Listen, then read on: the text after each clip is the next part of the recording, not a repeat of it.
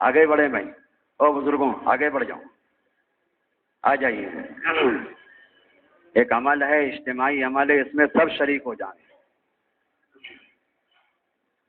اپنی انفرادی بات بھی موقوف کرو، اپنا انفرادی اعمال بھی موقوف کرو۔ جیسے جماعت کی نماز ہوتی ہے اجتماعی عمل، تو سب اس میں شامل ہوں گے۔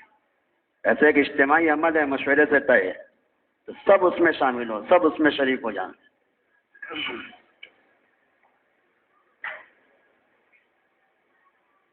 اللہ تعالیٰ ہم سب کو سمجھ نصیب فرمائے، عمل کی توفیق عطا فرمائے۔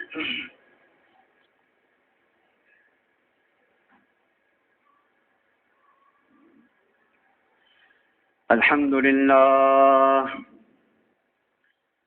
لله نحمده ونستعينه ونستغفره ونؤمن به ونتوكل عليه ونعوذ بالله من شرور أنفسنا ومن سيئات أعمالنا، من يهده الله فلا مضل له ومن يضلله فلا هادي له، ونشهد أن لا إله إلا الله وحده لا شريك له، ونشهد أن سيدنا ومولانا محمدا عبده ورسوله، صلى الله تعالى عليه وعلى آله وصحبه وبارك وسلم تسليما كثيرا كثيرا.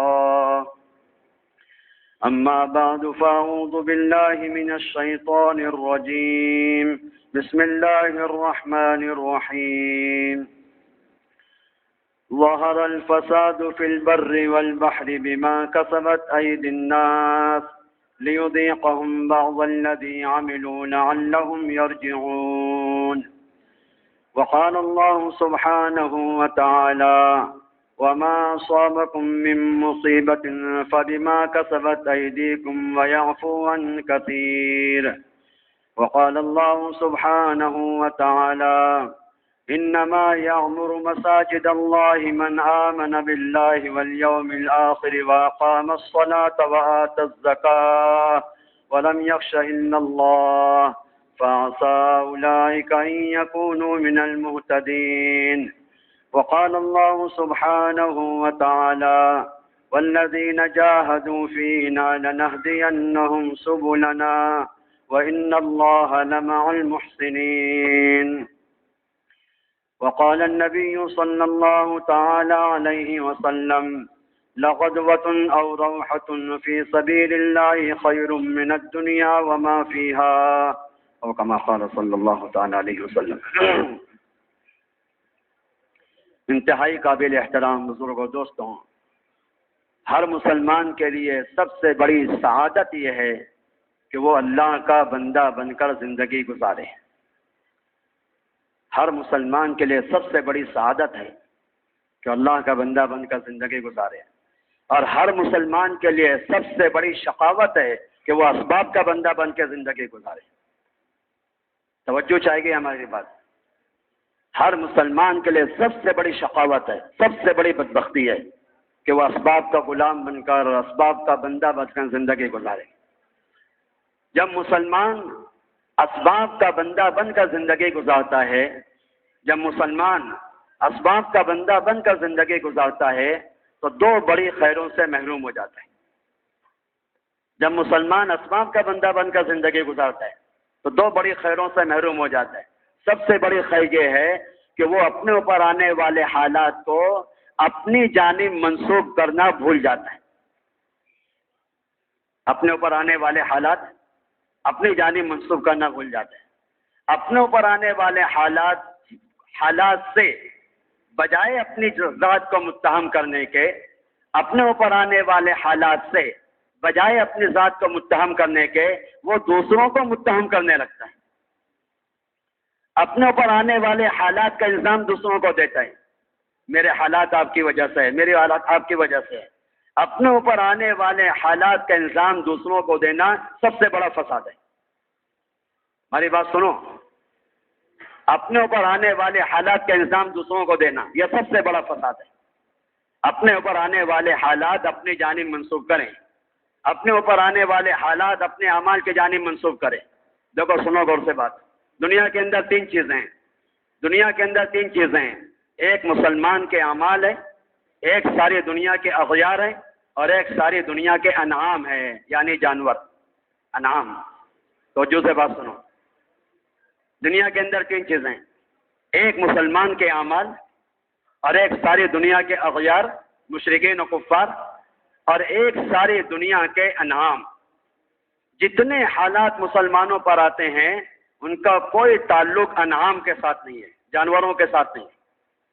اپنوں پر آنے والے حالات کا کوئی تعلق جانوروں کے ساتھ نہیں ہے، بلکہ سننا، غور کرنا اس بات پر، بلکہ مسلمانوں کے اعمال سے جانوروں پہ حالات آتے ہیں، بے زبان ہو کر اور بے گناہ ہو کر۔ کیوں بھائی؟ جانور کیسے ہے بولو؟ بے زبان، اور کیسے ہے؟ بے گناہ۔ جانور بے زبان بھی ہے اور بے گناہ بھی ہے۔ جانوروں پہ حالات آتے ہیں بے زبان ہو کر، بے گناہ ہو کر، مسلمانوں کے اعمال کی وجہ سے۔ حدیث میں ابو ہریرہ رضی اللہ عنہ فرماتے ہیں کہ جب کوئی مسلمان ظلم کرتا ہے تو چڑیا سے چھوٹا پرندہ، اس کو اردو میں بیا کہتے ہیں، وہ اپنے گھونسلے میں سوکھ کر مر جاتا ہے کہ ایمان والے نے گناہ کیا ہے، اب اللہ کا عذاب آئے گا۔ گناہ ایمان والے نے کیا ہے، اب اللہ کا عذاب آئے گا۔ تو ہمارے اوپر آنے والے حالات کا کوئی تعلق جانوروں کے ساتھ نہیں ہے۔ اور سنو، ہمارے اوپر آنے والے حالات کا کوئی تعلق اغیار کے ساتھ نہیں ہے، مشرکین کے ساتھ، کفار کے ساتھ۔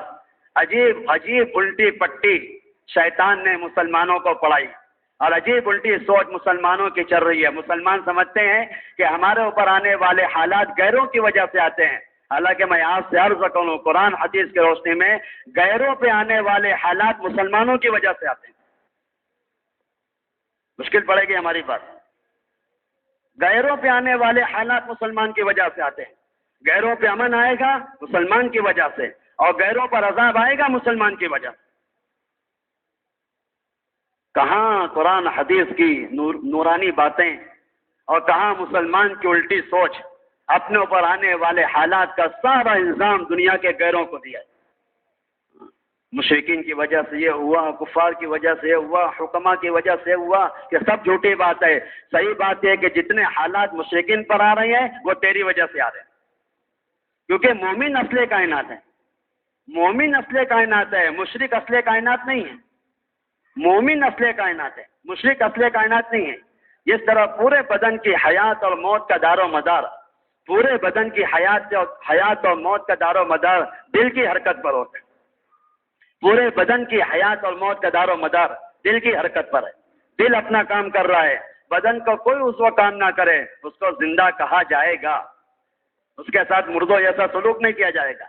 دل اپنا کام کرنا بند کر دے، بدن کے سارے اعضاء صحیح سالم ہے، اس کو مردہ کہا جائے گا، اس کے ساتھ مردوں کا سلوک کیا جائے گا۔ جس طرح پورے بدن کی حیات و موت کا دار و مدار دل کی حرکت پر ہوتا ہے، دنیا آخرت میں جتنے حالات آتے ہیں اس کا دار و مدار مسلمان پر ہے، مشرکین پر نہیں ہے۔ مسلمان بنیاد ہے، مسلمان بنیاد ہے۔ مشرکین اور کفار، سنو غور سے بات، مشرکین اور کفار یہ تو نوکر ہیں مسلمانوں کے۔ مشرکین اور کفار یہ تو نوکر ہیں مسلمانوں کے۔ دیکھو سننا، غور سے بات سننا، دو قسموں کی مخلوق ہے، دو قسموں کی مخلوق ہے، ایک دنیا میں ایک آسمان میں، ایک دنیا میں ایک آسمان میں۔ دنیا میں مشرکین و کفار، آسمان میں فرشتے۔ دنیا میں مشرکین و کفار، آسمان میں فرشتے۔ سارے مشرکین و کفار مسلمانوں کے نوکر ہیں، اور سارے فرشتے مسلمانوں کے خادم ہیں۔ فرشتے آتے ہیں مسلمانوں کی خدمت کے لیے، فرشتے اجازت لے کر آتے ہیں مسلمانوں کی مدد کے لیے۔ فرشتے اللہ سے اجازت لیتے ہیں کہ ہماری سعادت ہے ہم مسلمانوں کے کام میں تعاون کریں۔ سارے فرشتے خادم، اور سارے مشرکین بولو نوکر۔ اصل کائنات کون ہے؟ مسلمان۔ مسلمان تو بادشاہ ہے، مسلمان تو بادشاہ ہے، مسلمان بادشاہ ہے پوری دنیا کا۔ خیر اس کی وجہ سے، شر اس کی وجہ سے، عزت اس کی وجہ سے، ذلت اس کی وجہ سے، تباہی اس کی وجہ سے، ہلاکت اس کی وجہ سے، حفاظت اس کی وجہ سے، برکت اس کی وجہ سے، اور تنگی اس کی وجہ سے۔ بتاؤ تو آپ سب مجھے دل پہ ہاتھ رکھ کے بتاؤ، روزے میں جو برکت آئی ہے فرشتوں کی عبادت کی وجہ سے آئی ہے کہ مسلمان کے روزے کی وجہ سے آئی ہے؟ بولو تم، کیوں بھائی؟ رمضان میں روزے کی برکت مسلمان کے عمل پر ہے نا، شہر یزاد فیہ رزق المومن، اس میں مومن کا رزق بڑھایا جاتا ہے۔ ساری دنیا کے اندر جتنا فساد ہے اور ساری دنیا کے اندر جتنا جھگڑا ہے، اس کی وجہ اس کے سوا کوئی نہیں ہے کہ ہر آدمی اپنے حالات کا الزام دوسروں کو دے رہا ہے۔ آپ کی وجہ سے ہوا ہے، آپ کی وجہ سے ہوا ہے، لوگ اپنے آپ کو بھول جاتے ہیں۔ دیکھو ایک بات عرض کروں، سننا ہماری بات، درخواست کر رہا ہوں، سمجھنے کی بات ہے۔ اپنے حالات کا الزام دوسروں کو دینا، اسی کو بغاوت اور ضلالت کہتے ہیں۔ اپنے اوپر آنے والے حالات کا الزام دوسروں کو دینا، اسی کو بغاوت اور ضلالت کہتے ہیں، اور اپنے اوپر آنے والے حالات کا الزام اپنے آپ کو دینا، اسی کو ہدایت کہتے ہیں۔ یہ فرق ہے ہدایت اور ضلالت کا۔ اگر آنے والے حالات دوسروں کی طرف منسوخ کر رہے ہیں کہ ہاں یہی ضلالت ہے، آنے والے حالات اپنی طرف منسوخ کر رہے ہیں کہ یہی ہدایت ہے۔ ہم پر جتنے حالات آ رہے ہیں کس کی وجہ سے ہے بولو؟ ہماری وجہ سے آ رہے ہیں، ہماری وجہ سے آ رہے ہیں۔ کیوں؟ سمجھو اس کو، کیونکہ حالات توبہ اور تربیت کے لیے آتے ہیں۔ کس کے لیے آتے ہیں؟ توبہ اور تربیت کے لیے۔ حالات توبہ اور تربیت کے لیے آتے ہیں، حالات توبہ اور تربیت کے لیے آتے ہیں۔ اس لیے یاد رکھو، اچھی طرح بات سمجھنا، حالات کے اسباب دنیا کے مشرکین و کفار کبھی نہیں سمجھ سکتے ہیں۔ سنو ہماری بات، حالات کے اسباب، حالات کیوں آئے؟ زلزلہ کیوں آیا؟ قحط سالی کیوں آئی؟ بیماری کیوں آئی؟ حالات کے اسباب دنیا کے مشرکین و کفار کبھی نہیں سمجھ سکتے ہیں، کیونکہ حالات کے اسباب کو سمجھنے کے لیے ظاہری آنکھ کافی نہیں ہے، دل کی آنکھ چاہیے۔ حالات کے اسباب سمجھنے کے لیے، او بھائی، ہماری بات سنو، سونے والوں کو اٹھاؤ، دھیان توجہ سے بات سنو۔ حالات کے اسباب ظاہری آنکھوں سے نہیں دیکھیں گے، حالات کے اسباب دل کی آنکھ سے دیکھیں گے۔ دل کی آنکھ کو ایمان کہتے ہیں۔ اس لیے یاد رکھو، ساری دنیا کے مشرکین و کفار یہ حالات کے اسباب سمجھ نہیں سکتے ہیں، کیونکہ ان کے پاس دل کی آنکھ نہیں ہے، یہ ایمان سے محروم ہے۔ مسلمان حالات کے اسباب سمجھے گا۔ اور اگلی بات سنیے، حالات سے نکلنا مسلمان کے لیے بہت آسان ہے۔ سنو تو میں کیا عرض کر رہا ہوں، حالات سے نکلنا مسلمان کے لیے بہت آسان ہے، کیونکہ مسلمان اپنے حالات کو اپنے عمل کی طرف منسوخ کرے گا، مسلمان اپنے حالات کو اپنے گناہ کی طرف منسوخ کرے گا، یہ اپنی زندگی بدلے گا، اللہ فیصلہ فوراً بدلیں گے۔ بہت آسان ہے مسلمان کے لیے حالات سے نکلنا، یہ اپنی زندگی بدلے گا، اللہ اپنا فیصلہ بدلیں گے۔ مشرک اور کافر وہ تو حالات کے اسباب جانتا نہیں ہے، دور کیا کرے گا؟ کتنی نادانی کی بات ہے، میری بات سنو، کتنی نادانی کی بات ہے۔ اس زمانے کے مشرکین، اس زمانے کے مسلمانوں کا مشرکین اور کفار سے مدد لینا اور ان سے رہبری لینا اور ان سے مشورہ لینا کہ بتاؤ ہمارے حالات کیسے دور ہوں گے، یہ ایسا ہے جیسے کوئی دیکھنے والا کسی اندھے سے کہے بھائی صاحب مجھے مسجد پہنچا دو۔ کسے کہے بولا؟ سارے مشرک نابینا ہیں، سارے کفار نابینا ہیں، دیکھنے والا مسلمان ہے، مسلمان بینا ہے، مسلمان دیکھنے والا ہے۔ عجیب حیرت کی بات ہے، دنیا کے مسلمان مشرکین سے کہتے ہیں ہمیں راستہ بتاؤ ان حالات میں کیا کرنا چاہیے، یہ بالکل ایسا جیسے اندھا کیا کہے، دیکھنے والے کو کیا کہے، دیکھنے والا اندھے سے کیا کہے کہ مجھے راستہ دکھا دو۔ کیوں بھائی ممکن ہے؟ بولو ممکن ہی نہیں ہے، ممکن ہی نہیں ہے کہ کوئی اندھا کسی دیکھنے والے کی رہبری کرے۔ مسجد میں بیٹھ کے عرض کرتا ہوں، ممکن ہی نہیں ہے کہ کوئی مشرک اور کافر کسی مسلمان کی رہبری کرے۔ بہت آسان ہے حالات سے نکلنا مسلمان کے لیے، اور بہت مشکل ہے حالات سے نکلنا مشرک اور کافر کے لیے۔ مسلمان سب سے پہلے حالات اپنے عمل کے جانب منسوخ کرے گا، اپنا عمل بدلے گا، اللہ حالات بدلیں گے۔ عجیب حیرت کی بات، سنو تو ہماری بات، کچھ توجہ چاہتا ہوں میں، ہماری بات پہ غور تو کرو، کتنی حیرت کی بات ہے، اللہ اکبر۔ جب مسلمانوں پہ حالات آتے ہیں نا، جب مسلمانوں پہ حالات آتے ہیں تو بجائے یہ کہ مسلمان توبہ کرتا، بجائے یہ کہ مسلمان اپنی زندگی درست کرتا، کتنی بڑی بات ہے، لوگ کہتے ہیں جی دنیا میں حالات تو آتے رہتے ہیں۔ کیا کہتے ہیں؟ دنیا میں حالات تو آتے رہتے ہیں۔ اور اس سے بڑی بے شرمی کی بات، دیکھو میرے جملے پہ غور کرنا، اس سے بڑی بے شرمی کی بات یہ ہے کہ مسلمان یہ کہے اپنے حالات میں کہ حالات تو نبیوں پر بھی آتے ہیں۔ ارے بے شرم، تو اپنے حالات کا مقابلہ نبیوں کے حالات سے کر رہا ہے، تو اپنے حالات کا مقابلہ صحابہ کے حالات سے کر رہا ہے۔ صحابہ پہ حالات کامل اطاعت کے ساتھ آتے تھے ان کی ترقی کے لیے، انبیاء پہ حالات کامل اطاعت کے ساتھ آتے تھے ان کی ترقی کے لیے۔ تیری زندگی میں تو اطاعت ہے ہی نہیں، ہاں لوگ کہتے ہیں ارے بھائی نبیوں پر بھی حالات آتے ہیں صبر کرو. کتنی بے شرمی کی بات ہے. زندگی گناہوں سے بھری ہوئی ہے اور تم اپنے حالات کو نبیوں کے حالات کے ساتھ تشبیہ دیتے ہو. اور یہ کہنا کہ دنیا میں تو حالات آپ جب ایک بات سننا، یہ تو اتنی خطرناک سوچ ہے. میری بات پہ غور کرنا. یہ اتنی خطرناک سوچ ہے. اگر مسلمان نے یہ سوچا کہ حالات دنیا میں آتے رہتے ہیں کوئی فکر کی بات نہیں، اور اگر مسلمان نے یہ سوچا کہ حالات تو نبیوں پر بھی آتے رہتے ہیں مجھے اپنی زندگی بنانے کی ضرورت نہیں ہے، اس سوچ کی وجہ سے مسلمان گناہ پہ اور جری ہو جائے گا اور دلیر ہو جائے گا، اور جرأت بڑھے گی مسلمان کی گناہ کرنے پر، اور دلیر ہوگا مسلمان. بلکہ میں آپ سے سچی عرض کروں، میری بات پہ غور کرنا، جو اپنے حالات کو اپنی طرف منسوب نہیں کرتے ہیں، اپنے اعمال کی طرف منسوب نہیں کرتے ہیں، اپنی زندگیوں کی طرف منسوب نہیں کرتے ہیں، اپنے اوپر آنے والے حالات کا الزام دوسروں کو دیتے ہیں، ان کو اپنے حالات میں بھول کے اللہ کا خیال بھی نہیں آئے گا. بھول کر بھی اللہ کا خیال نہیں آئے گا ان کو اپنے حالات کا الزام کس کو دے رہے ہیں؟ دوسروں کو. دنیا میں حالات آتے ہیں، اتفاقی بات ہے، اجی ایسا ہو گیا. نہیں یہ بات نہیں ہے. یہ سوچ مشرکین اور کفار کی ہے کہ دنیا میں حالات آتے رہتے ہیں اور میرے اوپر حالات دوسروں کی وجہ سے آئے ہیں. یہ کفروں کا مزاج ہے، مسلمان کا مزاج نہیں ہے. مسلمان کا مزاج یہ ہے اپنے اوپر آنے والے حالات تو مسلمان سب سے پہلے اپنے عمل کے جانب منسوخ کرے گا. ایک صحابی راستے سے گزر رہے تھے، ایک نوجوان عورت وہ راستے سے گزر رہی تھی.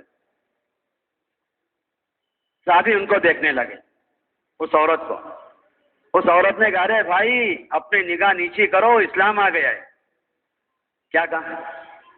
یہ نہیں کہا ارے بد نظری مت کرو، یہ کہا نگاہ نیچی کرو، اسلام آ گیا ہے. کیوں؟ اس زمانے میں اسلام صرف نماز پڑھنے کا نام نہیں تھا. اس زمانے میں اسلام صرف مسلمان ماں باپ کے گھرانے میں پیدا ہونے کا نام نہیں تھا، بلکہ اس زمانے میں اسلام کے ہر جز پر بولا جاتا.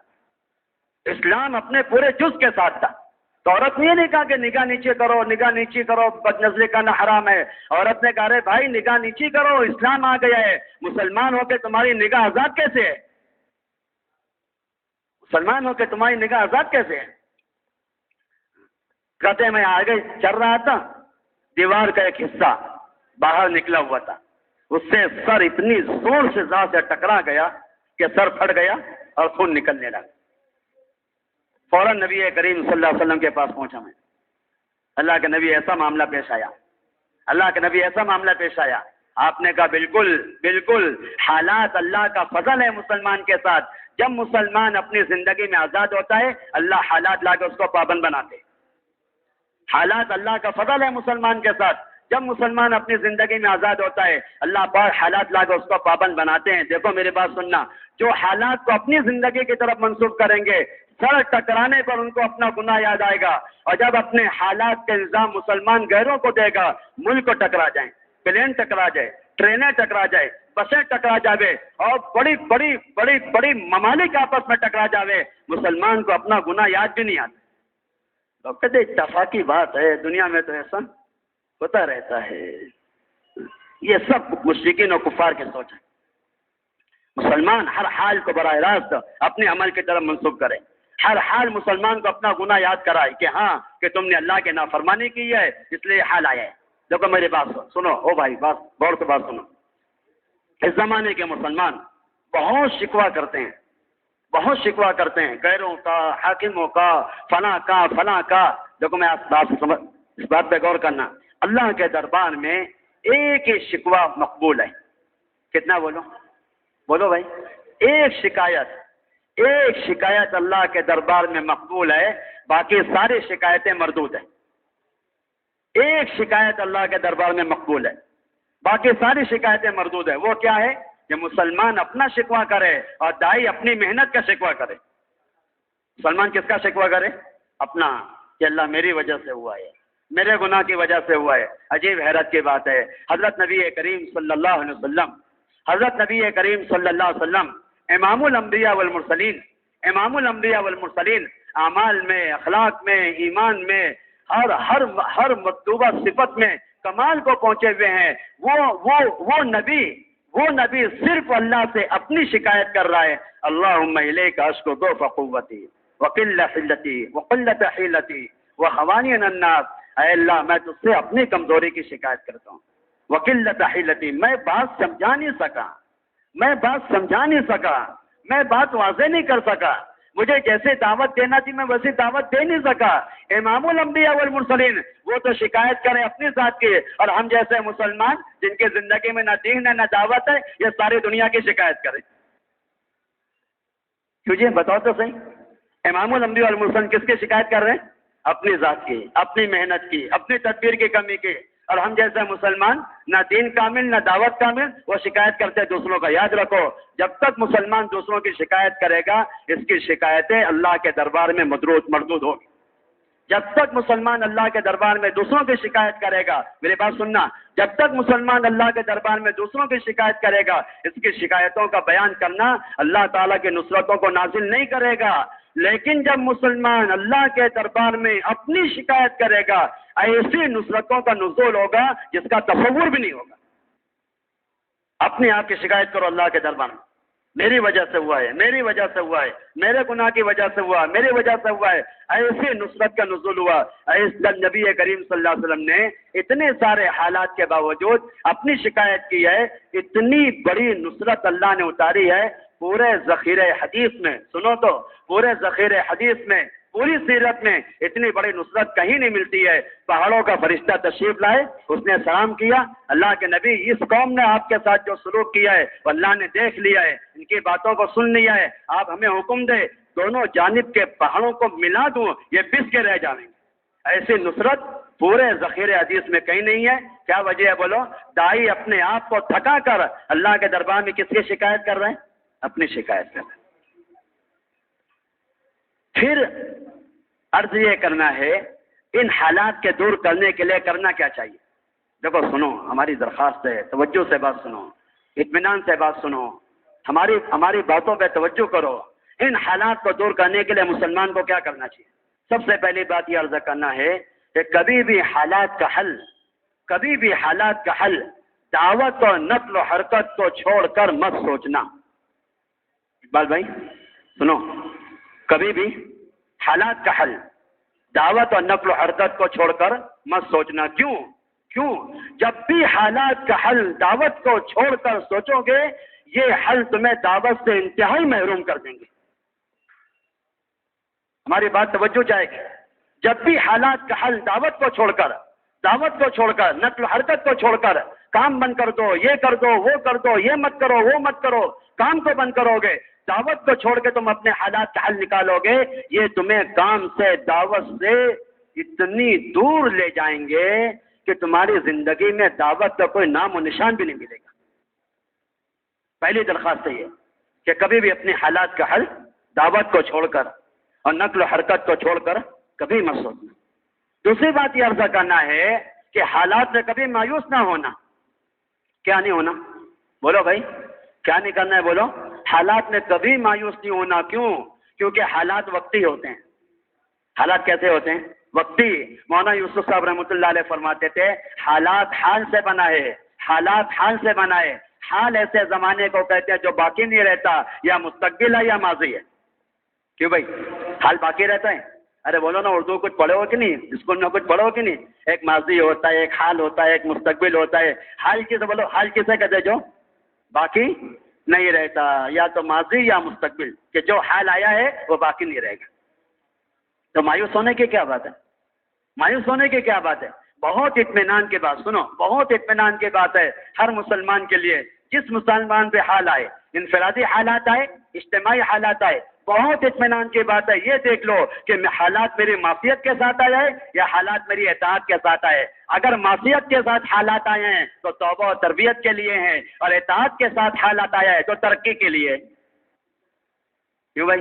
اور مسلمان کو توبہ کی بھی ضرورت ہے، تربیت کی بھی ضرورت ہے، ترقی کی بھی ضرورت ہے۔ کیوں نہیں بھائی؟ بولو۔ مسلمان کو توبہ کی بھی ضرورت ہے، تربیت کی بھی ضرورت ہے، اور ترقی بھی ضرورت ہے۔ تو مایوس ہونے کی کیا بات ہے؟ دو بات دیکھ لو بس، کہ میری معصیت کے ساتھ حال آیا ہے کہ میری اطاعت کے ساتھ حال آیا ہے، میری دینداری کے ساتھ حال آیا ہے کہ میری بے دینی کے ساتھ حال آیا ہے۔ کہ بے دینی کے ساتھ آنے والا حال توبہ کے لیے، تربیت کے لیے، اور کامل دینداری کے ساتھ حال آیا ہے تو ترقی کے لیے. تو کیا فکر کی بات ہے؟ پہلا کام یہ کرو، اپنے حالات میں کبھی مایوس مت ہو. اور دیکھو میں آپ سے کر دوں، اللہ کے واسطے بات عرض کر رہا ہوں، میری بات پہ غور کرنا، کبھی بھی اپنے حالات میں باطل کی مدد قبول مت کرنا. کبھی بھی اپنے حالات میں باطل کی مدد قبول نہیں کرنا، اور باطل سے مدد مت لینا. باطل سے کیوں؟ اچھی طرح سمجھ لو، جب بھی تم اپنے حالات میں باطل سے استعانت کرو گے، سننا اس بات پر، جب بھی تم اپنے حالات کو باطل کے سامنے پیش کرو گے اور باطل سے استعانت کرو گے اور باطل سے مدد لو گے، باطل اپنے مال و اسباب کو پیش کرے گا اور سمجھوتا کرے گا تمہارے دین اور اعمال سے. کس سے سمجھوتا کرے گا بولو؟ دین اور اعمال سے. اپنے مال اور اسباب پیش کریں گے اور سمجھوتا کریں گے تمہارے دین اعمال سے، سمجھوتا کریں گے. اور اتنا بھولا نکلا مسلمان، اتنا بھولا مسلمان نکلا، وہ بجائے یہ کہ دین پر استقامت سے جمتا، بجائے یہ کہ دین پر استقامت سے جمتا، اور بجائے یہ کہ علماء و صلحاء کی تائید کرتا، وہ علماء کو سمجھاتے ارے آپ کو اتنا تنگ نظر نہیں کرنا چاہیے، سنت ہی تو چھوڑ دو نا، اتنی تنگی نہیں کرنی چاہیے، دنیا دیکھ کے چلنا ہے، اتنی تنگی کے ساتھ نہیں چلنا چاہیے، صرف خیر القرون نہیں دیکھنا چاہیے، دنیا دیکھ کے چلنی چاہیے. ارے نادان، بجائے یہ کہ تو اپنے دین پہ استقامت کے ساتھ جمع رہتا، تو علماء کو سمجھا رہے یہ تنگی مت کرو، یہ تو سنت ہے، یہ تو مستحب ہے. دیکھو میری بات سننا، باطل ہے نا، باطل حق میں مداخلت کبھی نہیں کر سکتا ہے. غور کرنا، باطل حق میں مداخلت کبھی نہیں کر سکتا ہے مسلمانوں کی مداہنت کے بغیر. باطل حق میں مداخلت کبھی نہیں کر سکتا ہے. او بھائی صاحب ہماری بات سنو، باطل حق میں مداخلت کبھی نہیں کر سکتا ہے اہل حق کی مداہنت کے بغیر. جب اہل حق مداہنت کریں گے، یہ سنت ہے، یہ مستحب ہے، یہ کوئی فرض نہیں ہے، یہ کوئی واجب نہیں ہے، یہ کوئی بڑا عمل نہیں ہے، اس کو چھوڑ دینے میں کوئی نقصان نہیں ہے، کہ جب اہل حق اپنے حق میں مداہنت کریں گے، وہی باطل والے حق میں مداخلت کریں گے. صحابہ کی بنیادی سنت، دیکھو سنو، صحابہ کی بنیادی سنت اور صحابہ کا بنیادی عمل، صحابہ کی بنیادی سنت اور صحابہ کا بنیادی عمل، جب ان پر حالات آتے تھے اور باطل والے ان کی مدد کرنا چاہتے تھے، جب صحابہ پہ حالات آتے تھے اور باطل والے ان کی مدد کرنا چاہتے تھے، تو صحابہ باطل والوں کو ایسے نا امید کر دیتے تھے کہ آئندہ کبھی باطل صحابہ کو دعوت دینے کی جرت نہ کر سکے. یہ صحابہ کی سنت ہے، یہ صحابہ کے استخلاص ہے. کیسے بھی حالات، حضرت کعب بن مالک پہ بڑے حالات، سارا مدینہ بات کرنے کو تیار نہیں. سنو تو، سارا مدینہ بات کرنے کو تیار نہیں، کوئی سلام کا جواب دینے کو تیار نہیں. بیوی اس کو دور کر دیا گیا. نبی کریم صلی اللہ علیہ وسلم کے ہونٹ کو بار بار دیکھ رہے ہیں کہ میں اللہ کے نبی کو سلام کرتا ہوں، آپ کے ہونٹ جواب دینے کے لیے ہلتے ہیں کہ نہیں. پورا مدینہ بائیکاٹ، کوئی سلام کرنے کو تیار نہیں، کوئی جواب دینے کو تیار نہیں، کوئی معاملہ کرنے کو تیار نہیں، کوئی ساتھ دینے کو تیار نہیں، کوئی اتنی بات کہنے کو تیار نہیں ہے کہ ہاں واقعی تم کو اللہ اس کے نبی سے محبت ہے، اتنی بات کہنے کو تیار نہیں. اتنی تنگی میں غسان بادشاہ کا خط آیا. کس کا خط آیا؟ ہاں، غسان بادشاہ کا خط آیا، اتنی تنگی میں. اور وہ اپنی جانب دعوت دے رہے، ہمارے پاس آ جاؤ، تمہارے ساتھی نے تم کو رسوا کر دیا ہے، تمہارے ساتھی نے تم کو ذلیل کیا ہے، ہم تمہاری مدد کریں گے، ہم تمہارا تعاون کریں گے، ہم تمہارا ساتھ دیں گے، ہم تم کو آگے بڑھائیں گے. تو ایسے بھولے نکلے مسلمان، باطل کی دعوت کو نعمت سمجھ کر بجائے باطل والوں کو بے وقوف کہنے کے مسلمانوں کو بے وقوف سمجھ کر رہے تم نے ہماری قدر نہیں کی، دیکھو اللہ پاک ہماری قدر باطل والوں سے کروا رہے. ارے بھولے، ارے اناڑی، ہاں ایسے کہتے ہیں مسلمان. تبلیغ والوں تم نے تو ہماری قدر نہیں کی، دیکھو دوسری تحریک والے ہماری قدر کر رہے ہیں. مسلمانوں تم نے ہماری قدر، دیکھو دوسرے باطل والے ہماری قدر کر رہے ہیں. صحابہ میں یہ نہیں تھا. صحابہ استخلاص، ان کی بنیادی صفت کہ جتنے بھی حالات آئیں گے نہ امیر کو چھوڑیں گے نہ مرکز کو چھوڑیں گے. ہم سب بھی عہد کریں، نیت کریں، کتنے بھی حالات آ جاویں نہ امیر کو چھوڑیں گے نہ مرکز کو چھوڑیں گے. امیر نہیں چھوڑیں گے نبی کریم صلی اللہ علیہ وسلم، مرکز نہیں چھوڑیں گے مدینہ منورہ، کیسے بھی حالات ہیں۔ پھر باطل کا جو خط آیا، اس خط کو نعمت نہیں سمجھا، سنو، اس خط کو نعمت نہیں سمجھا، اس کو مصیبت سمجھا، اس کو مصیبت سمجھا۔ کیا کرنا چاہیے؟ تھوک سے نہیں مٹایا، تھوک سے نہیں مٹایا، کاغذ کے ٹکڑے نہیں کیے، اس کو آگ میں جا کے ڈالا، آگ میں جلایا ہے، 3 باتوں کو کرنے کے لیے، 3 باتیں سمجھانے کے لیے آگ میں جلایا۔ پہلا کام کہ تو سمجھ لے تیرے خط کی ہمارے یہاں یہ قیمت ہے، تیرے آفر کی ہمارے یہ قیمت ہے، تیری دعوت کی ہمارے یہ قیمت ہے۔ تو ہمیں اپنے مرکز سے ہٹا رہے، تو ہمیں اپنے امیر سے ہٹا رہے، تو ہمیں اپنے دین سے ہٹا رہے، تیرے خط کی ہمارے یہ قیمت ہے۔ کہاں ڈالو اس کو؟ تنور میں جلا دیا۔ ایک، تاکہ اس کی اہانت سمجھ میں آئے۔ دوسرا، آئندہ پڑھنے کا خیال نہ آئے کہ بھائی جل کے راکھ ہو گیا۔ اور تیسرا باطل والے آئندہ جرأت نہ کر سکے، یہ اتنے بڑے آفر کا یہ حال کرتا ہے، آئندہ اس کو کون خط لکھے گا؟ میں نے ایک بات عرض کی ہے، کبھی بھی اپنے حالات میں باطل والوں کے سامنے مت جھکنا، باطل والوں سے استعانت مت کرنا، اور باطل والوں کی مدد قبول مت کرنا۔ پھر کیا کرنا چاہیے؟ پوری دنیا پہ حالات ہیں، پھر کیا کرنا چاہیے مسلمانوں کو؟ تو سنو غور سے بات، حالات کو حل کرنے کے لیے ہمیشہ یہ دیکھنا کہ ماضی میں کیا کیا گیا، صحابہ نے کیا کیا ہے۔ بھائی سنو، حالات کے حل کے لیے یہ دیکھنا صحابہ نے کیا کیا ہے، ماضی میں کیا کیا گیا ہے۔ یاد رکھو، جو اپنے حالات کو حل کرنے کے لیے ماضی دیکھتے ہیں، جو اپنے حالات کو حل کرنے کے لیے ماضی دیکھتے ہیں، اللہ ان کا حال بھی بناتے ہیں، مستقبل بھی بناتے ہیں۔ گارنٹی ہے، حال بھی بنے گا، مستقبل بھی بنے گا۔ اور جو اپنے حالات کو حل کرنے کے لیے ماضی کو بھول جاتے ہیں، ماضی کو بھول جاتے ہیں اپنے حالات کو حل کرنے کے لیے، اللہ ان کا حال بھی بگاڑیں گے، مستقبل بھی بگاڑیں گے۔ صحابہ نے کیا کیا ہے، اور نبی کریم صلی اللہ علیہ وسلم نے اپنے حالات کو حل کرنے کے لیے اپنی امت کو کیا رہبری کی ہے۔ سننا غور سے بات، میں آپ کا درخواست کر رہا ہوں، سننا غور سے بات۔ اللہ کے نبی نے کیا رہبری فرمائی ہے؟ 2 عمل بتائے گئے حدیثوں میں۔ کتنے عمل بولو؟ اللہ کے سارے غضب اور غصے کو ٹھنڈا کرنے کے لیے۔ دیکھو سنو، سارے حالات اللہ کے غصے کے مظاہر ہیں، سارے حالات اللہ کے غصے کے مظاہر ہے۔ یہ بیماری، یہ حالات، یہ پریشانی، یہ تنگی، یہ سب اللہ کے غصے کے مظاہر ہے۔ اللہ کا غصہ ٹھنڈا ہوتا ہے 2 عمل۔ سب سے پہلا عمل یہ، میرے پیارے بھائیوں، سب سے پہلا عمل یہ ہے کہ ہر مسلمان سے اس کا تقاضا کیا جائے، ہر مسلمان کو اس کی دعوت دی جائے، ہر مسلمان کو یہ بات سمجھائی جائے، ہر مسلمان کو پیار محبت سے یہ بات سمجھائی جائے، اس کو گناہوں سے، نافرمانی سے، منکرات کے ماحول سے نکال کر اس کو مسجدوں کے ماحول میں لاؤ۔ پہلا عمل، مسلمان مسجد میں بیٹھ کر اپنا فارغ وقت مسجد کو دے کر اپنا پورا دین یہاں سیکھے، اپنا پورا دین یہاں سیکھے۔ ہم دیکھو یہاں جتنے حلقے کے ذمہ دار، جتنے مسجدوں کے ذمہ دار بیٹھے ہیں، ہم سب اس کی نیت کر کے جاویں، انشاءاللہ ہمیں اس رمضان میں آج سے ہمیں اپنی مسجدوں کے اندر تعلیم اور تعلم کا مصنون طریقہ ہمیں اپنی مسجدوں میں شروع کرنا ہے۔ اپنا فارغ وقت مسجد کو دو، اپنا فارغ وقت مسجد کو دو۔ عجیب حیرت کی بات، سنو بھائی، فضائل کے ہم لوگ اپنے مسجدوں میں کرتے ہیں، فضائل کے حلقے ہم لوگ مسجدوں میں کرتے ہیں۔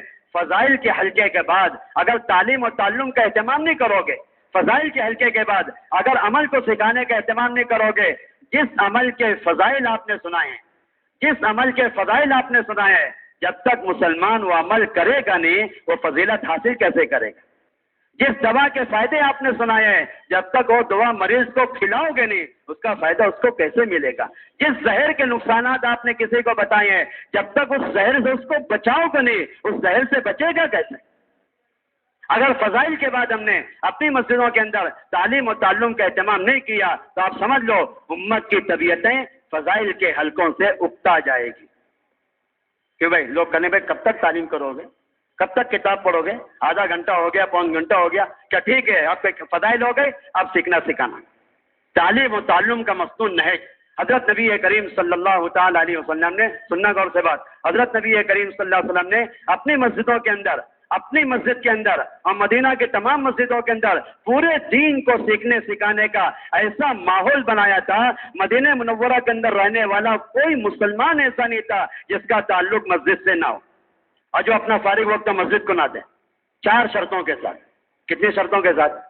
4 شرطوں کا، سنو غور سے بات۔ مصنون تعلیم 4 چیزوں کا مطالبہ کرتی ہے۔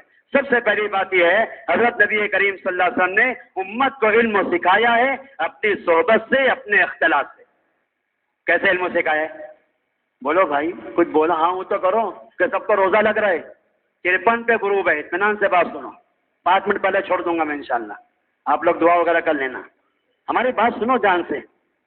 نبی کریم صلی اللہ علیہ وسلم نے اپنی صحبت سے علم سکھایا ہے، اپنے اختلاط سے علم سکھایا ہے، نہ کتاب سے نہ آلات سے، نہ کتاب سے نہ آلات سے۔ کوئی رواجی آلات نے استعمال نہیں کیا علم کو سکھانے کے لیے، اور کوئی کتاب آپ نے استعمال نہیں کی ہے امت کو دین سکھانے کے لیے۔ نبی کریم صلی اللہ علیہ وسلم کے زمانے میں قرآن بھی کتابی شکل میں نہیں تھا۔ کیوں بھائی؟ بولو بھائی، ہے کہ نہیں یہ بات؟ نبی کریم صلی اللہ علیہ وسلم علم کیسے سکھایا ہے؟ اپنی صحبت سے، اپنے اختلاط سے۔ دیکھو میں آپ سے ایک بات سچی عرض کروں، میری بات پہ غور کرنا۔ علم کا وقار، علم کا وقار، علم کی عظمت، علم کی اہمیت، علماء سے دوری، علماء سے وحشت، علماء سے تنفر، علماء کو دیکھ کر امت کا بھاگنا، اس کی کوئی وجہ نہیں ہے سوائے اس کے کہ امت کو علم ملا ہے علماء کی صحبت کے بغیر۔ امت کو علم کیسے ملا ہے؟ علماء کی صحبت کے بغیر، کتابوں کے ذریعے، آلات کے ذریعے، رواجی آلات۔ عجیب حیرت کی بات ہے، کتنی بڑی نادانی اور کیسے بھولے پن کی بات مسلمان کے لیے۔ جو آلات فحش کے لیے بنائے گئے، جو آلات نحوست کے لیے بنائے گئے، جو آلات ظلمت کے لیے بنائے گئے، ان آلات پر مسلمان علم حاصل کرنا چاہتے ہیں۔ ارے علم اور ظلمت کا کوئی تعلق ہے؟ علم اور فحش کا کوئی تعلق ہے؟ علم اور معصیت کا کوئی تعلق ہے؟ جو قرآن، جو حدیث، سراسر نور، سراسر نور، نور کا منبع اور مخزن، جو دین سراسر نورانی ہے، اس نورانی دین کو آپ ان آلات سے حاصل کرنا چاہتے ہو جو سراسر ظلمتوں سے بھرے ہوئے۔ اللہ کے نبی نے رواجی آلات سے علم نہیں سکھایا ہے۔ دیکھو میں سچی عرض کر رہا ہوں، جتنا رواجی آلات کا استعمال کرو گے اتنا سنتوں سے دور جاؤ گے، جتنا رواجی آلات کا استعمال کرو گے اتنا سنتوں سے دور جاؤ گے۔ علماء نے یہ بات نقل کی ہے، جس دل میں رواج کی عظمت ہوگی، اور سے سنو، جس دل میں رواج کی عظمت ہوگی اس دل میں سنت کی محبت کبھی نہیں آئے گی۔ جس دل میں رواج کی عظمت ہوگی، رواجی چیزوں کی عظمت ہوگی، اس دل میں سنت کی محبت کبھی نہیں آئے گی۔ سنت کی محبت دل میں لانے کے لیے، سنت کی محبت دل میں لانے کے لیے رواجی آلات سے نفرت کرنا ضروری ہے۔ جتنے رواجی آلات مسجدوں میں آئیں گے، جتنے رواجی آلات مسجدوں میں آئیں گے، امت بڑے بڑے اعمال سے محروم ہوگی، امت بڑے بڑے اعمال سے محروم ہوگی۔ بڑی بڑی عبادت گاہیں عبادت سے خالی ہو جائے گی، اعمال سے خالی ہو جائے گی رواجی آلات کی وجہ سے۔ ابو ظبی کی مسجد، اتنی بڑی مسجد، اتنی شاندار مسجد، اتنی بہترین مسجد، لیکن رواجی آلات سے بھری ہوئی ہے، پورا سال بند رہتی ہے، سال کے چند دن کھلتی ہے یہود و نصارہ کے لیے۔ کس کے لیے کھلتی ہے؟ سیاحوں کے لیے، سیاحوں کے لیے، جوتے پہن کر برہنہ ہو کر جانور بن کر مسجدوں میں تفریح کرتے، پوری مسجد بند رہتی ہے، ایک چھوٹا سا حصہ کھلا رہتا ہے چند نمازوں کے لیے۔ پوری مسجد کس کے لیے کھلتی ہے بولو؟ سیاحوں کے لیے۔ کیوں؟ ساری مسجد رواجی آلات سے بھری ہوئی ہے۔ اپنی مسجدوں میں جتنا رواجی آلات لاؤ گے، اپنی مسجدوں میں جتنا رواجی چیزیں لاؤ گے، اتنا تمہاری مسجدیں عبادت سے خالی ہوگی، اور اتنا تمہاری مسجدیں بجائے مسلمانوں کی آمد و بجائے مسلمانوں کی قیامگاہ بننے کے، سنو تو ہماری بات، جتنے رواجی آلات مسجدوں میں ہوں گے اس کی وجہ سے تمہاری مسجد بجائے مسلمانوں کی عبادت گاہ بننے کے یہود و نصارہ کے لیے تفریح گاہ بنے گی۔ حضرت کہنے لگے، میں ایک ملک میں گیا ہوا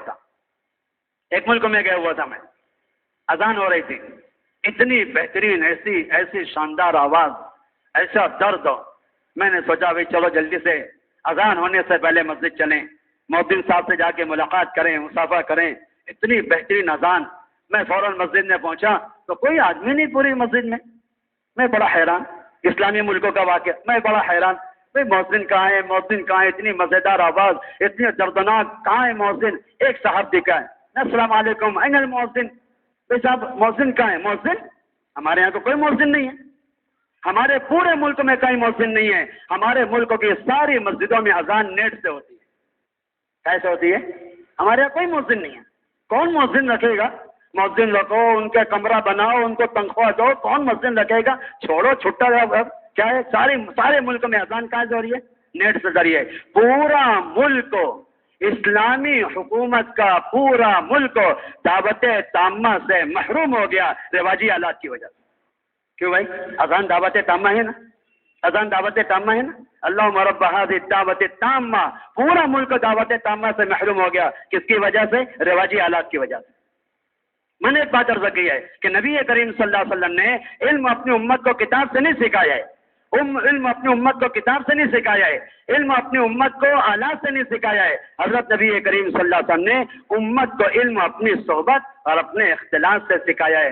ڈاکٹر جب تک مریض سے اختلاط نہیں کرے گا، مریض کے مرض کو سمجھ نہیں سکتا ہے۔ امت کے علماء جب تک عوام سے اختلاط نہیں کریں گے، عوام کے جہل کا اندازہ نہیں کر سکیں گے۔ اختلاط، بلکہ میں آپ سے سچی عرض کروں، دیکھو میری بات پہ غور کرنا، بری لگے تو معاف کرنا۔ اگر ہم نے امت کے عموم کو چھوڑ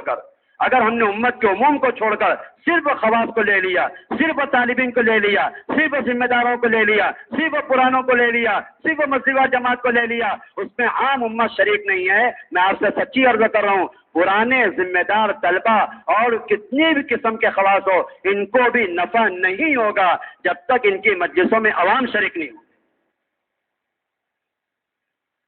ہارون رشید رحمۃ اللہ علیہ نے امام مالک سے فرمایا کہ آپ نے موطا مالک لکھی ہے، تو میں یہ چاہتا ہوں کہ آپ میرے دربار میں آئے اور مجھے موطا پڑھ کے سنا دیں۔ میرے دربار میں آپ یہاں پر آئیں اور مجھے موطا پڑھ کے سنا دیں۔ تو امام مالک رحمۃ اللہ کہنے لگے، نہیں بادشاہ، علم کو سیکھنے کے لیے عاجزی چاہیے، علم کو سیکھنے کے لیے عاجزی چاہیے، استغنا کے ساتھ علم نہیں آتا ہے۔ علم کو سیکھنے کے لیے عاجزی چاہیے، یہ نہیں کہ جیسی ہوا ویسا رخ۔ ساتھی ایسی رائے دیتے ہیں مشورے میں، امیر صاحب ایسا بھی کرو ایسا بھی کرو۔ مسلمان مستقیم ہوتا ہے اپنے دین پر، مسلمان جمع ہوتا ہے اپنے دین پر۔ یہ نہیں کہ بادشاہ کا حکم ہے وہ کرو، کہ نہیں کہ بادشاہ علم و استغنا نہیں چاہتا ہے، علم و استغنا کے ساتھ نہیں آتا ہے، علم و عاجزی چاہتا ہے۔ آپ کو علم چاہیے، یہاں پر آؤ، علم و استغنا کے ساتھ نہیں آتا۔ کہنے لگے ٹھیک ہے، سنو، کہنے لگے ٹھیک ہے۔ حضرت رشید کہنے لگے میں آپ کے پاس آنے کے لیے تیار ہوں، لیکن آپ سے شرط یہ ہے کہ آپ ایک مجلس میرے لیے قائم کریں جس میں میں ہوں، میری اولاد ہو، میرے وزیر ہو، اور کوئی عام آدمی شریک نہ ہو، اور آپ ہمیں موطا پڑھ کے سنا دیں۔ کون ہے بولو؟ ہارون رشید، اس کی اولاد، اس کے وزیر امام مالک، موطا کا درس آپ ہمیں موطا پڑھ کے سنا دے وے، کوئی عام آدمی شریک نہ ہو۔ امام مالک کہنے لگے، امام مالک کا جملہ ہے، میں نے کوئی استنباط نہیں کیا ہے، امام مالک کا جملہ ہے، ہارون رشید، جب خواص کی رعایت میں عوام کو تعلیمی حلقوں سے نکال دیا جائے گا، خواص کو بھی نفع نہیں ہوگا۔ امام مالک کا جملہ ہے، جب خواص کی رعایت میں عوام کو علمی حلقوں سے نکالا جائے گا، خواص کو بھی نفع نہیں ہوگا۔ طالبین کی رعایت میں بے طلبوں کو نکالو گے، پرانوں کی رعایت میں نئے کو نکالو گے، خواص کی رعایت میں گرے پڑے مسلمانوں کو نکالو گے، یہ مال والے، یہ حکومت والے، یہ عہدے والے، یہ ڈگری والے، یہ دنیاوی اعتبار رکھنے والے، اور یہ سیدھے سادے مسلمان کو سمجھ لو۔ جو مجلس خواص کے لیے الگ سے قائم کی جائے گی، عوام کے بغیر خواص بھی اس سے مستفید نہیں ہو سکیں گے۔ خواص کا فائدہ عوام سے اختلاط میں ہے، بولو نا، خواص کا فائدہ بولو، عوام کے اختلاط میں ہے۔ مسالہ بہت قیمتی ہوتا ہے، مگر مسالے کا فائدہ نمک کے ساتھ ملانے میں ہے۔ نمک بہت سیدھا سادہ ہے، مسالہ بہت اونچا ہوتا ہے۔ گوشت تو 200 روپیہ کلو ہے، چاول ڈبل مور والا ہے، آنکھ بہت اچھی ہے، سب اپنی جگہ ہے، ٹاٹا نمک ڈالنا پڑے گا، اس کے بغیر کام بننے والا نہیں ہے۔ کتنے بھی خواص اور کتنے بھی طالبین ہو، جب تک اپنی مجلسوں میں عوام کو شریک نہیں کرو گے، خواص کو بھی نفع نہیں ہوگا۔ عجیب حیرت کی بات ہے، مجھے ایک بات بتاؤ تو صحیح، مال کے اندر صرف مانگنے والے کا حق ہے کہ نہ مانگنے والے کا بھی حق ہے؟ بولو بھائی، بولو نا، میں آپ سے سوال کر رہا ہوں، میں دونوں کا بھی حق ہے نا؟ للسائل والمحروم، قرآن کہہ رہے ہیں للسائل والمحروم، سوال کرنے والے کا بھی حق ہے، اور جو غریب اور فقیر سوال نہیں کرتا تمہاری ذمہ داری ہے جا کے تلاش کرو، اس کی حاجت، اس کی ضرورت کو معلوم کرو اور اس کی ضرورت پوری کرو۔ اللہ فرما رہے ہیں لا يسألون الناس الحافا، بہت سے فقراء غربا ایسے ہوتے ہیں وہ لپٹ چھپٹ کے نہیں مانگتے، اپنا فقر چھپا کے رکھتے ہیں، مالدار کی ذمہ داری ہے ایسے فقراء کو تلاش کرے، ان کی ضرورت پوری کرے۔ جو مال مبغوث اور جس مال کو اللہ کے نبی فتنہ بتا رہے ہیں، جب اس مال کے اندر سائل اور غیر سائل دونوں کا حق ہے، جو علم اللہ کے محبوب ہے اس علم میں طالب اور غیر طالب دونوں کا حق کیوں نہیں ہوگا؟ بتاؤ تو، ہماری بات پہ غور تو کرو۔ جو مال مبغوث ہے اور جس مال کو اللہ کے نبی فتنہ فرما رہے ہیں، جب اس مال میں سائل اور غیر سائل دونوں کا حق ہے، جو علم قرآن حدیث کا اللہ کے نزدیک سب سے زیادہ محبوب ہے، اس علم میں طالب اور غیر طالب دونوں کا حق کیوں نہیں ہوگا؟ اللہ کے نبی نے علم کیسے سکھائے بولو؟ اپنی صحبت سے سکھائے، کسی کتاب کے ذریعے نہیں سکھائے۔ کیوں سنو غور سے بات، کیا وجہ ہے؟ اللہ کے نبی نے کتاب کیوں نہیں استعمال کی؟ انسان کے اندر اللہ نے 4 خیر رکھی ہے، انسان کے اندر اللہ نے 4 خیر رکھی ہے، وہ 4 خیر کتاب میں منتقل نہیں ہو سکتی ہے۔ انسان میں اللہ نے 4 خیر رکھی ہے، وہ 4 خیر کسی کتاب میں منتقل نہیں ہو سکتی ہے۔ ایک انسان دوسرے انسان کے لیے مذکر ہو سکتا ہے، یاد دلانے والا ہو سکتا ہے، کوئی کتاب دوسرے کے لیے مذکر ہو سکتی ہے؟ بولو بھائی، فضائل نماز کی کتاب آپ اپنے سر کے پاس رکھ کے سو جاؤ، فضائل نماز کی کتاب آپ اپنے سر کے پاس رکھ کے سو جاؤ، فضائل سحری کی کتاب آپ اپنے سر کے پاس رکھ کے سو جاؤ، سحری کے وقت کتاب آپ کو اٹھائے گی؟ آئیے کچھ ہاں تو کرو، کتاب جوڑے گی آپ کو؟ اٹھو سحری کرو۔ ہاں، ایک انسان دوسرے کو اٹھا سکتا ہے، ایک انسان دوسرے کو یاد دلا سکتا ہے۔ مذکر ہونا نبی کی صفت ہے، مذکر ہونا نبی کی صفت ہے۔ فذکر انما انت مذکر وذکر فإن الذکری تنفع المؤمن، نبی جی آپ مذکر ہے۔ ایک انسان دوسرے انسان کے لیے مذکر ہو سکتا ہے، کوئی کتاب انسان کے لیے مذکر نہیں ہو سکتی۔ ایک انسان دوسرے انسان کے لیے معلم ہو سکتا ہے، کوئی کتاب کسی انسان کے لیے معلم؟ آپ بتاؤ تو صحیح، نماز کی کتاب کسی مسلمان کو نماز سکھاتی ہے؟ بولو بھائی، وضو کے فضائل جس کتاب میں لکھو یہ کتاب کسی مسلمان کو وضو سکھا دے گی؟ غسل کے فرائض جس کتاب کے اندر لکھے یہ کتاب کسی مسلمان کو غسل کرنا سکھا دے گی؟ ایک کتاب کسی مسلمان کے حق میں معلم نہیں ہو سکتی ہے، ایک مسلمان دوسرے کے لیے معلم ہو سکتا ہے۔ کتاب مذکر نہیں ہو سکتی، کتاب معلم نہیں ہو سکتی، کتاب مزکی نہیں ہو سکتی۔ مزکی تزکیہ کرنا، برائی سے، گندگیوں سے، خرابی سے دور کرنا۔ ایک مسلمان دوسرے مسلمان کے لیے مزکی ہو سکتا ہے، لیکن کتاب دوسرے کے لیے مزکی نہیں ہو سکتی ہے۔ اور چوتھی بات یہ ہے کہ کتاب کسی مسلمان کے لیے مربی نہیں ہو سکتی ہے۔ مربی کون بنے گا بولو؟ ایک انسان بنے گا۔ معلم کتاب نہیں ہو سکتی، معلم کتاب نہیں ہو سکتی، مذکر کتاب نہیں ہو سکتی ہے، مزکی کتاب نہیں ہو سکتی ہے، مربی کتاب نہیں ہو سکتی ہے۔ یہ 4 صفت انسان میں ہو سکتی ہے، کسی کتاب میں نہیں ہو سکتی ہے۔ اس لیے نبی کریم صلی اللہ علیہ وسلم نے اپنی امت کو علم و کتاب سے نہیں سکھایا ہے، اپنی صحبت اور اپنے اختلاط سے سکھایا ہے۔ ہم بھی نیت کریں انشاءاللہ اپنی صحبت سے امت کو علم سکھائیں گے۔ ایک بات اللہ کے نبی نے اپنی صحبت سے علم سکھایا ہے، کتاب کے ذریعے نہیں۔ پہلی شرط ہے بغیر کتاب کے علم سکھائے، دوسری شرط ہے بغیر نصاب کے سکھاؤ۔ بغیر نصاب کے، کوئی نصاب نہیں ہے۔ مدارس میں ایک نصاب ہوتا ہے، مدارس میں ایک نصاب ہوتا ہے، وہ طالبین کے حق میں مفید ہے، وہ بہت ضروری ہے، وہ وہاں کے لیے ضروری ہے، وہ طالبین کے حق میں ضروری ہے، وہ طالبین کے حق میں نفع بخش ہے۔ امت کی سطح اس نصاب سے بہت نیچی ہے، امت کی سطح اس نصاب سے بہت نیچی ہے۔ امت کو اس نصاب کی ضرورت نہیں ہے، امت کو تو ان فرائض کی ضرورت ہے جو امت کو جہنم سے بچا کر جنت میں داخل کر دے۔ تو کوئی نصاب نہیں ہمارے یہاں بغیر کتاب کے، بغیر نصاب کے۔ مولانا یوسف صاحب رحمۃ اللہ علیہ فرماتے تھے مسجد تو کلینک کی طرح ہے۔ کیا کہتے ہیں؟ او پی ڈی۔ مسجد کیسے بولو؟ او پی ڈی۔ ان کو سر درد ہے، یہ دوا دو، ان کو نزلہ ہو رہا ہے، یہ دوا دو، ان کو تو الٹی آ رہی ہے، یہ دوا دو، ان کو تو بخار ہے، یہ دوا دو، ان کو یہ دوا دو۔ ہاں، ان کو کلمہ یاد نہیں، ان کو کلمہ سکھاؤ۔ ان کا وضو صحیح نہیں، ان کو وضو سکھاؤ۔ ان کا نماز صحیح نہیں، ان کو نماز سکھاؤ۔ ان کا قرآن یاد نہیں۔ ایک مسجد کا امام मालेगांव की मस्जिद के इमाम मुझसे कहने लगे, मेरी मस्जिद के अंदर 25 साल का 5 वक्ता नमाजी, आपकी बात सुन के मैंने उसको लेकर बैठा कि हज़रत आप माशाल्लाह मैं 25 साल से आपको देख रहा हूँ, मेरी मस्जिद में एक नमाज भी आपने कज़ा नहीं की है, बहुत एहतमाम से आते हो, मैं आपका कुरान सुनना चाहता हूँ। सूरह फातिहा पढ़ो, नहीं आता है। सूरह इखलास पढ़ो, नहीं आता है। सूरह कौसर पढ़ो, नहीं आता है। अरे भाई सूरह फर्क पढ़ो, नहीं आता है। अच्छा आप जो नमाज में पढ़ते हो वो सिखा दो कि मुझे कुछ नहीं आता है, कि आप नमाज में पढ़ते क्या हो? मैं सिर्फ मुंह हिलाता हूं। मैं 25 साल का 5 वक्ता नमाजी मालेगांव की मस्जिद का इमाम मुझसे खुद कह रहा था कि मैं सिर्फ मुंह हिलाता हूं, मुझे कुछ नहीं आता। कोई निसाब नहीं है हमारे यहाँ। हमारी मस्जिद तो कैसी है, वो बेटे की तरह, इसको कलमा, इसको नमाज, इसको वुजू, इसको गुसल, इसको कुरान, इसको सूरतें, इसको दुआएं। ये ऊपर के लोग हैं, ये हलाल हराम का तस्करा करे, इनके माशाअल्लाह इनकी जिंदगी में अमाल है, ये कुरान को सीखे समझे, ये ऐसे कोई निसाब नहीं।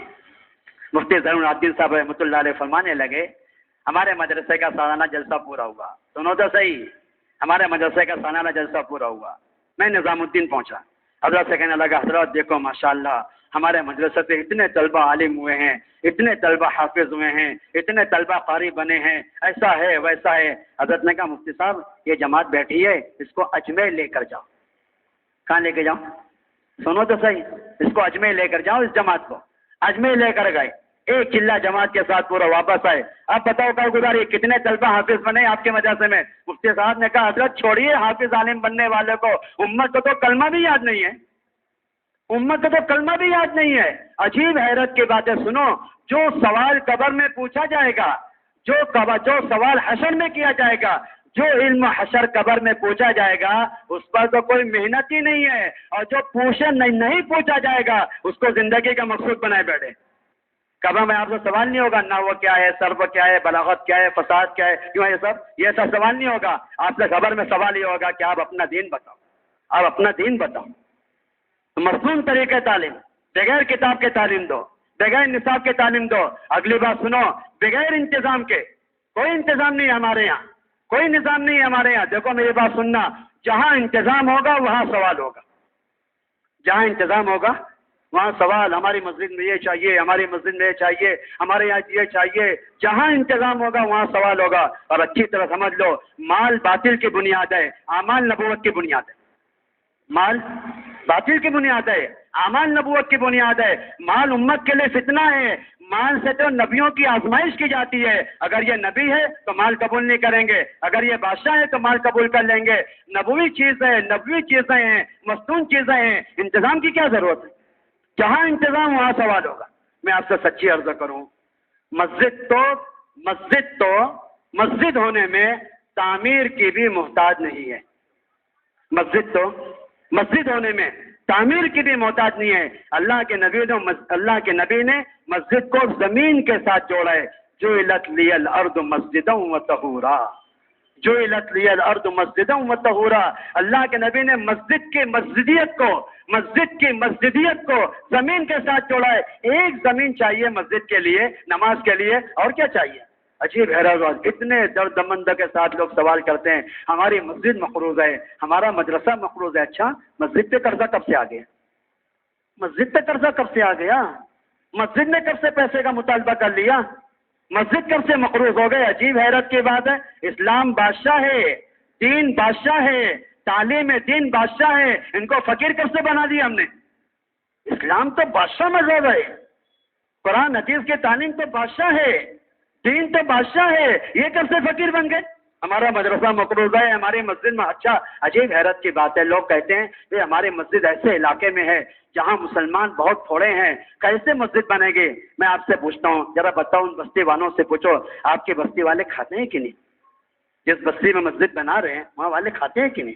लिबास पहनते हैं कि नहीं? तो कभी खाने के लिए चंदा करते हैं? कभी लिबास के लिए चंदा करते हैं? कभी शादी ब्याह के चंदा करते हैं? बशरी हाजत के लिए गरीब से गरीब इलाके वाले कभी चंदा नहीं मिलेंगे। उनकी दीनी उखरवी सबसे बड़ी हाजत नमाज का एहतमाम, उसके लिए चंदा हो रहा है। देखो आपसे एक बात अर्ज करता हूँ, अल्लाह के वास्ते इस बात को सुनना, जब तक अपनी मस्जिदों को, इस पर गौर करना, गहरा जुमला है, माफ करना लेकिन हकीकत है, जब तक अपनी मस्जिदों को रिवाजी चीजों से जितना खाली रखोगे, مسجد تزکیہ اور تربیت سے اتنی بھری ملے گی. اپنی مسجدوں کو جتنا سادہ بناؤ گے. 9 ہجری تک مسجد نبوی میں چراغ بھی نہیں تھا. کتنے سال تک؟ 9 ہجری تک. خیبر فتح ہو گیا. خیبر فتح ہو گیا. فتح مکہ ہو چکا ہے 8 ہجری کے اندر. مکہ فتح ہو چکا ہے. مکہ مسلمانوں کو مل گیا ہے. مسجد نبوی کے اندر چراغ بھی نہیں تھا. جتنا اپنی مسجدوں کو سادہ رکھو گے اتنی مسجد تربیت اور تزکیت سے بھری ہوئی ملے گی. ایک بات اور سنو, جتنا اپنی مسجدوں کو رواجی آلات سے خالی رکھو گے اتنا اعمال روحانیت سے بھرے ہوئے ہوں گے. مسجد تربیت اور تزکیت سے بھری ملے گی اور اعمال نورانیت سے بھرے ملیں گے. کیا بنیاد ہے بولو؟ اپنی مسجد کو انتظام سے خالی رکھو. تو بغیر کتاب کے, بغیر نصاب کے, بغیر انتظام کے اور بغیر کسی اجرت کے. کیوں بھائی آپ بتاؤ تو, مسجد میں آنے والا کوئی مسلمان نمازی نماز پڑھنے پہ اجرت لیتا ہے؟ ارے بولو نا, او بھیا نماز مجھے اجرت دو, مجھے نماز پڑھنے آیا ہوں میں. بولو بھائی, جب نماز پڑھنے پہ اجرت نہیں, نماز سکھانے پہ کیوں اجرت لیتے ہو؟ قرآن پڑھنے پہ اجرت نہیں, قرآن سکھانے پہ کیوں اجرت لیتے ہو؟ وضو کرنے پہ اجرت نہیں, وضو سکھانے پہ کیوں اجرت لے رہے ہو؟ اپنا معاش اپنی جگہ, اپنا معاش اپنی جگہ, علماء اپنے معاش میں, عوام اپنے معاش میں. اپنے معاش کے علاوہ جو فارغ وقت ہے وہ مسجد کو دو. علماء فارغ وقت مسجد کو دے, عوام اپنا فارغ وقت مسجد کو دے. ہمارے سیکھنے سکھانے کے اندر معاش کا کوئی تذکرہ ہی نہیں ہے. ہماری تعلیم معاد کے لیے ہے, معاش دنیا کے لیے. تعلیم کس کے لیے؟ معاد. معاد یعنی آخرت. ہماری تعلیم معاد کے لیے اور معاش کس کے لیے بولو؟ دنیا کے لیے. ابی ابن کعب نے ایک مسلمان کے لڑکے کو سورہ فاتحہ سکھا دی. اس کے باپ نے خوش ہو کر, کیسے بولو؟ خوش ہو کر, اجرت میں نہیں ہدیے میں. اجی سنو تو ہماری بات, اجرت میں نہیں بلکہ ہدیے میں ایک ایسی کمان پیش کی, ایسی نرم لکڑی کی, ملائم لکڑی کی کمان جو بہت کام آنے والی ہے, کمان پیش کر دی. ابی ابن کعب اس کمان کو لٹکا کے نبی کریم صلی اللہ علیہ وسلم کے پاس آئے. ابی یہ کیا ہے؟ اللہ کے نبی, میں نے ایک مسلمان کے بچے کو سورہ فاتحہ سکھائی ہے, اس نے مجھے ہدیے میں کمان دی ہے, اجرت میں نہیں. آپ نے کہا ابی اگر اس کمان کے ساتھ جہنم میں جانا چاہتے ہو تو اس کو اپنے پاس رکھ لو. اجرت میں نہیں, ہدیے میں. اگر یہ کمان لے کے جہنم میں جانا چاہتے ہو تو اس کو اپنے پاس رکھو. آپ اپنا فارغ وقت دیں, میں اپنا فارغ وقت دوں. آپ کے لیے اپنا معاش ہے, میرے لیے اپنا معاش ہے. بغیر کتاب کے, بغیر نصاب کے, بغیر انتظام کے, بغیر نظام کے اور بغیر کسی اجرت کے. ہم سب کو اپنی اپنی مسجدوں کے اندر مصنون طریقہ انشاءاللہ تعلیم کا شروع کرنا ہے. ٹھیک ہے انشاءاللہ. ایک کام صحابہ یہ کرتے تھے محترم دوستوں بزرگوں, اپنے حالات کو دور کرنے کے لیے.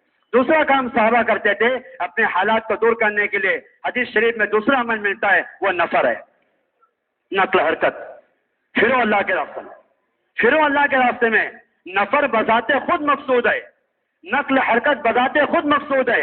انفروا خفافا وثقالا, انفروا خفافا وثقالا. حکم ہے ہلکے یا بھاری, ہر حال میں پھرو اللہ کے راستے میں, ہر حال میں پھرو اللہ کے راستے میں. دیکھو سننا, جب تک دین کو پہنچانے کے لیے مسلمان خود نہیں پھرے گا, مسلمان خود نہیں پھرے گا. اپنے بدن کا اور اپنے مجاہدے کا, اپنے بدن کا اور اپنے مجاہدے کا بدل جس چیز کو بھی تلاش کرے گا, جس چیز کو بھی بنا لے گا, جتنے رواجی آلات ہے اچھی طرح سمجھ لو, مسلمان کے بدن کے علاوہ اور مسلمان کی نقل حرکت کے علاوہ جتنی چیزیں ہیں